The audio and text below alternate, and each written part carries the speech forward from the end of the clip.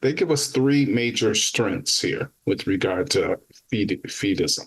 So the first one is the personal factor. Right now, we've been talking about this over and over again, a personal relationship, right? So this personal factor, they suggest, is a strength for fideism.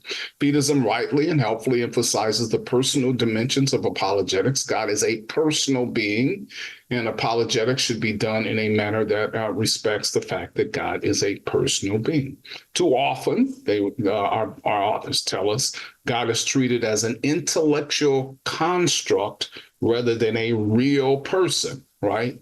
A first cause, or a prime mover or whatever, right? Some type of intellectual construct. No, he's a personal being. He's a person.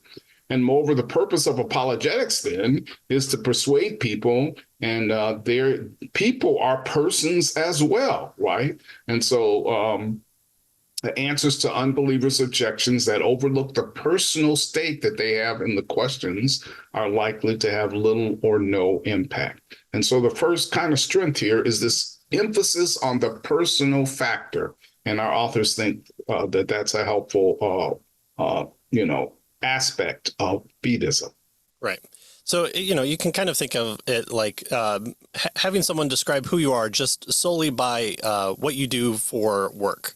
And so, you might be the cog in the machine or the person that puts the doohickey on the thingamajig, but you're more than that. And so to kind of reduce you to that, or to say, oh, this person, they put the flange on the thingamabob. And from there, we know that they're probably intellectually stunted because that's all they do for work. Meanwhile, at your away from your 9 to 5, you're composing symphonies and teaching underprivileged children based off your reading of the Greeks and the original Greek. And so we see that sometimes, and I think this is accurate, and we've talked about it before, is sometimes with the philosophically minded, they have a philosophical basis that they stand on, and then they build up to kind of what they know about God, and they kind of glob on different parts of the Bible to inform kind of the structure of who God is, but within that kind of framework, they're able to go everywhere, and so they're building up to God from their intellectual, philosophical basis. And so here the fideists kind of cut that out completely, and so different methods would take on that critique in different ways. But here again, the personal factor is true. You're having a relationship with a being, with a mind, but it's more than a mind. He's more than a being. He's someone who formed all creation and formed us in His image, and sent Jesus Christ to be incarnate and take on the characteristics of man and become both man and God. And so there's a lot of personality in there that's more than just, A plus B equals B plus C type deal. Okay. All right. Well, they also have a humble view of human reason. Fideism takes very seriously the limitations of human reason and knowledge. We can't get outside the universe and look at it to double check our figures here. We're in here looking out and up and trying to see if our ever expanding universe will let us pierce it and go beyond the veil. Well, fideists rightly criticize an excessive reliance on the power of human reasoning and the acquisition of factual knowledge.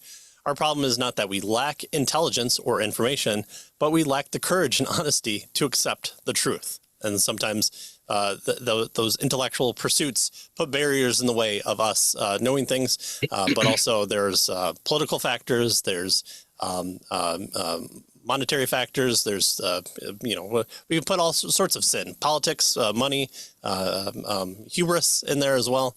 So the fideists tend to just say, you know what, that's too much of a barrier in our way.